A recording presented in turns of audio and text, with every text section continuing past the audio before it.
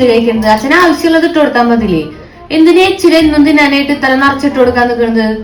എന്നും കാണാം അച്ഛൻ കുറച്ചുകൊണ്ടും മറ്റു ബാക്കി ആ പാത്രത്തിൽ തന്നെ കഴിക്കാൻ നിൽക്കുന്നത്.